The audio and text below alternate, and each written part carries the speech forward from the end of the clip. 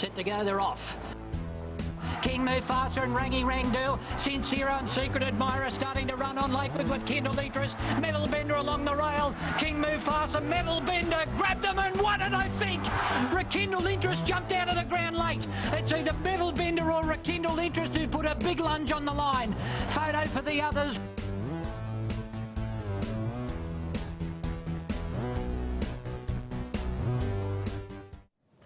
The George Ryder Stakes tomorrow at Rose Hill is shaping as almost the race of the day, isn't it? Because we see the boom horse Piero going round in the race, the slipper winner from last year, and brings winning form into it. There's so much quality in this race, yet, in saying that, it looks like Piero's an absolute standout to win it. Yeah, Shootout's won. Race. Yeah, I mean, Shootout's won 5 Group 1s, Manigar's won 3 in the wrong sort of form, and then you go down to Piero, who gets that weight concession, given he's a 3-year-old.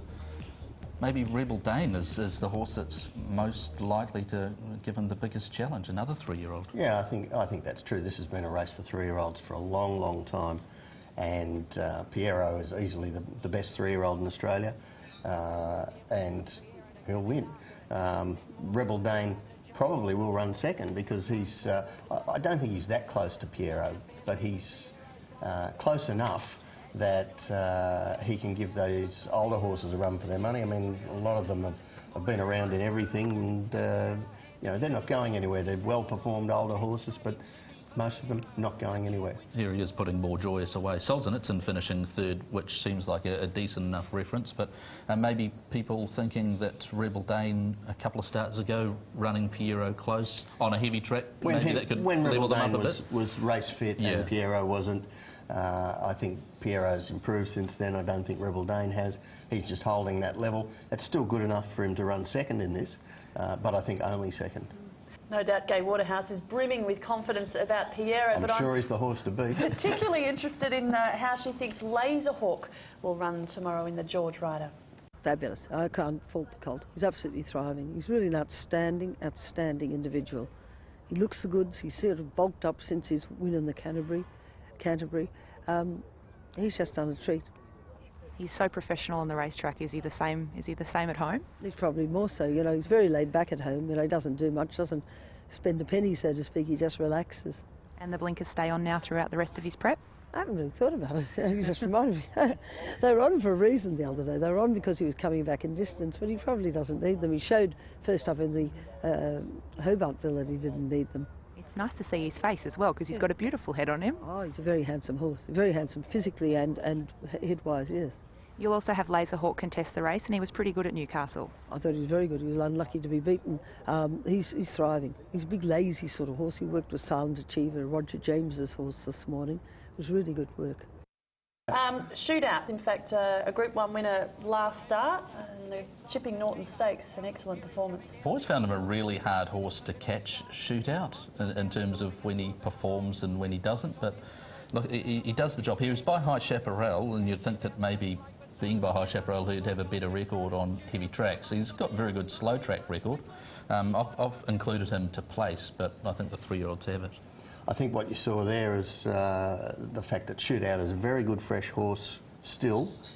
He's not the horse he was, but he was good enough to beat Monton and another old-timer, Dan Lee, and I think that's the story of this race, that was a race for old-timers. This is a race for a young horse, a super young horse, and another good young horse in Rebel Dane. From a Hong Kong perspective, important to watch how Shootout performs tomorrow. He has been discussed as a possible Champions Mile runner, so I suspect if he runs well in this, they might give the Doncaster a miss, or maybe do both. But he has been discussed as a possible visitor. And what about the French Derby winner, Reliable Man? He's had a long absence from the track and makes his debut in Australia in the George Ryder tomorrow. He's had a couple of trials in Australia, the latest one over 1,000 metres, finished 4th. Shootout actually was in that trial and finished 1 spot in front of him. He seemed to be going okay. The grey horse sort of on the line, but I think Shootout was a better trial anyway, but you might have some other views on. I think Reliable Man is more a horse that is going around with an eye to next spring, where he might become competitive in the really big races. But I'm sure Chris Waller wants to give him a couple of races now and then turn him out again. I think only bad luck could possibly beat Piero tomorrow, and you all agree. Oh, we've been agreeing a lot with top selections, and a lot of them have been Gay Waterhouse It's going to be a procession all day if we're right. Well, Gay Waterhouse had an extraordinary day on this day last year, didn't she? And it's shaping the same way again.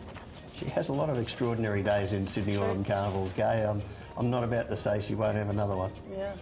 All right, our last race for simulcast in Hong Kong tomorrow from Rosehill Gardens in Sydney on Slipper Day is the Sebring Hong Kong Jockey Club Stakes. And this is a field that will contest the Group 3 over 1,200 metres, Rolling Pin, Atomic Force, Hot Schnitzel, Second Effort, and the rest of the field there contains See the World, the form horse, Smoke and Joey, Star of Octagonal.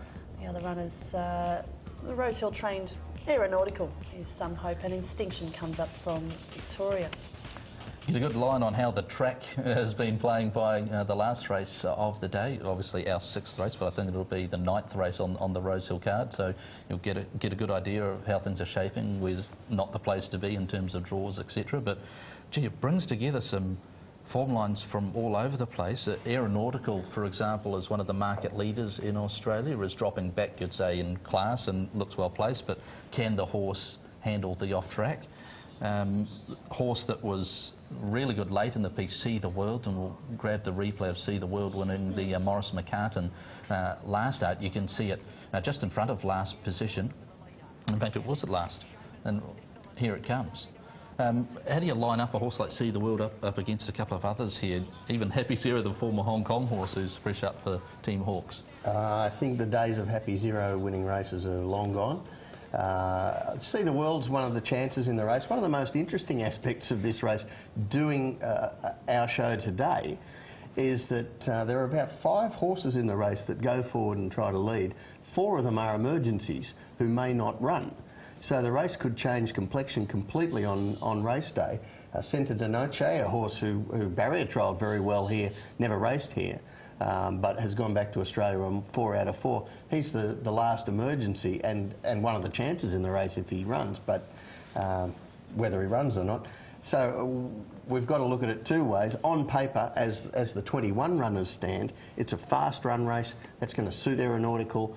He's very much the informed horse in the race, close 3rd in the Newmarket handicap 2 runs ago. It's going to suit him. I think he'll love the wet ground, and he's drawn out, he'll get back, he'll rush home, and a fast run race would make it for him. Okay, a nice race to end the day in Sydney tomorrow, and that's the Sebring Hong Kong Jockey Club Stakes. My selection here is See the World from Aeronautical and Hot Schnitzel for 3rd. I like Hats. Aeronautical for me, Skytrain, who's been in terrific form and loves wet ground, and Tiger Tease. If those other leaders come out, he might be left as the main speed in the race. And he goes well on off tracks as well. On everything. Yeah. I've gone the other way to Alan there, Skytrain on top of Aeronautical. In terms of price, I think Skytrain's around 7 to 1 in Australia, and given the way the track is, I'd sort of go towards Skytrain as opposed to Aeronautical and go and See the World. Okay, and with no racing in Hong Kong tomorrow, all focus should be on Sydney and our simulcast of the 6 races starting pretty early tomorrow morning. Thanks for joining us on the show. My pleasure, Joe. Cheers, Joe. And we look forward to your company for all the live racing action from Australia tomorrow. Bye for now.